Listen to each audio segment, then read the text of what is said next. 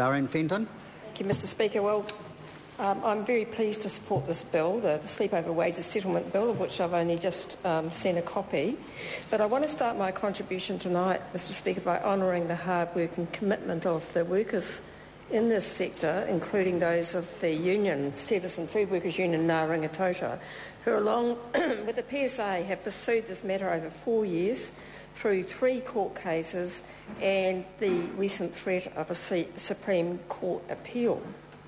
I also want to acknowledge Phil Dixon, the IDS services worker, who along with his union has tested the provision in law that he is being paid as little as $3.77 an hour for sleeping overnight on the premises of his employer. I know the work of people like Phil. I've represented them in the past before I became an MP. My sister, in fact, is one of them. She works for IDS Services. I know the dedication they have and the efforts they go to give the people we as a society have decided to give a fair go to. I'm talking about Phil and thousands of other workers who work as disability support workers who sleep on the premises but who are frequently woken and disturbed and, as numerous courts have said, require significant and actually have significant and weighty responsibilities in caring for our most vulnerable citizens.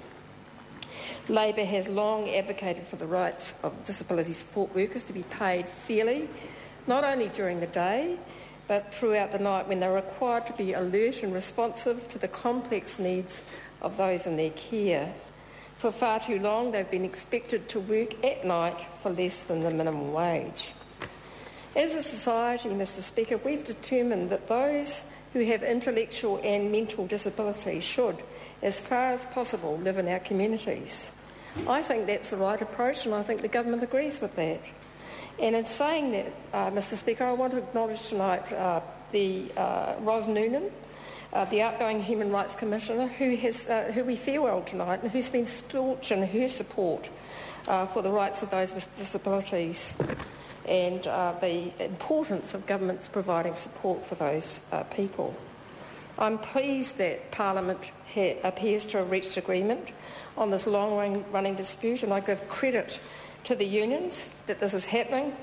If they hadn't pushed, if they hadn't persisted, this bill would not be here in front of us tonight. The truth is, what we are doing tonight is advocating a settlement at the 11th hour of the 2008 Parliament.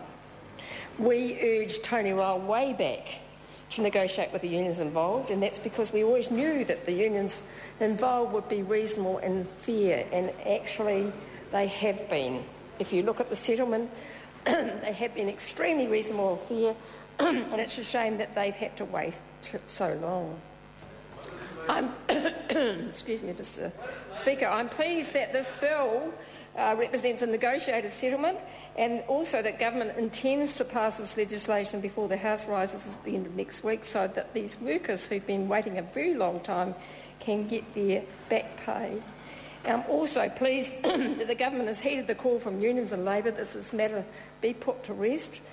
These workers should get their back pay before Christmas, and they should start on the path to getting the minimum wage. It is a significant concession from the unions involved, Mr Speaker. They have agreed to forego entitlements that 3 courts have said are theirs, and that is the basic right to be paid minimum wage for all hours worked, including so-called sleepovers. And I find it fairly ironical that the government has sacrificed other minimum rights for workers, such as the 90-day trial period, without having, those workers having the right to ask why and challenge that decision. Yet here we are accepting finally that Phil Dixon and his workmates have been prepared to negotiate in good faith, and as this bill reveals, make concessions. It's a shame also that this government, Mr Speaker, put them through unnecessary battles. It's unworthy, actually, when we have a government that tries to pretend that they care about the most vulnerable in our society and those who are employed to care for them. In 2010, the Minister was still considering changing the Minimum Wage Act along with the lines that they were running in the court at the time And the court at the time, they joined actually with IHC to argue that the minimum wage should apply as an average across a working week or fortnight, which could have meant that multitudes of New Zealand workers would find themselves disadvantaged. When we've tried to find out information about this, Mr Speaker, the government's blocked all requests. We asked earlier on through the Official Information Act, where we, with the Minister of Labour, we wanted more information about this, and she withheld 10 documents in full, including cabinet papers. That meant a whole range of wage and salary workers didn't know, couldn't find out exactly what was being considered. So when the Court of Appeal decision came through recently, Labor called for the government to meet with stakeholders. That was actually a bit earlier in the year, actually, Mr Speaker.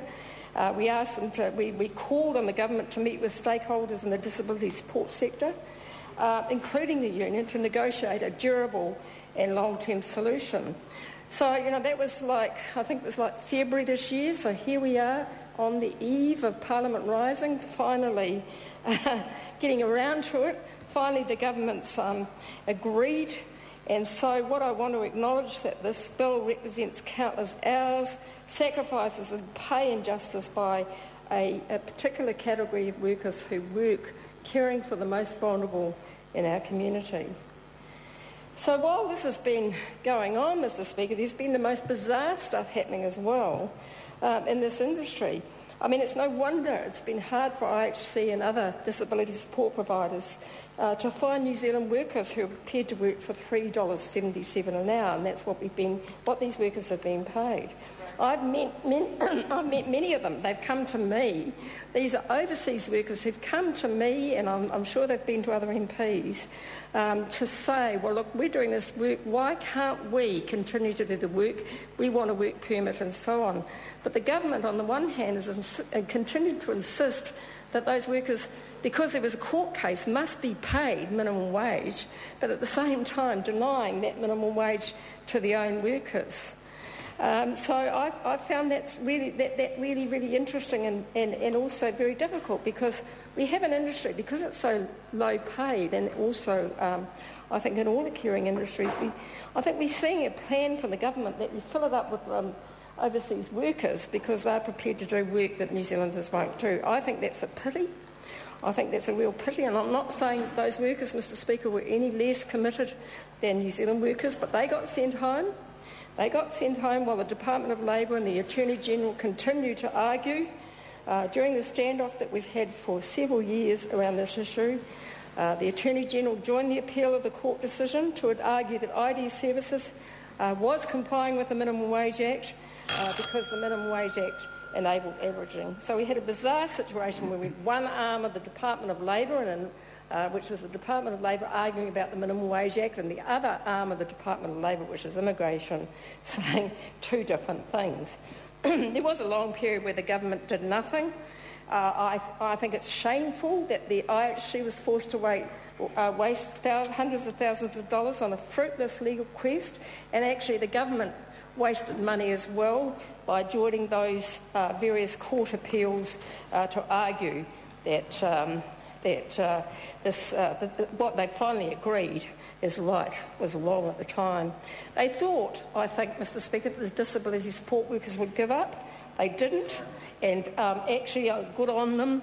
And it was really awful in July when the Minister of Health was saying to the workers that he's actually attacking them, saying because of a legal technicality, these workers are now expected to pay the minimum wage for sleeping, and retrospectively of that. And then he went on to lecture the unions about the country borrowing millions and how they couldn't afford it. So this bill is a triumph. We support it. We're glad it's going to a select committee. The sooner it gets back to the House, the better. These workers have deserved their back pay. They've made a significant concession. Let's face it, they've accepted half of the back pay. It will take to 2005 to actually get paid minimum wage. It's a shame that it's taken years to get there, but Labor is supporting it because it's time for these workers to get paid their just deserts. Thank you, Mr Speaker. Dr Paul Hutchison. Mr Speaker, it's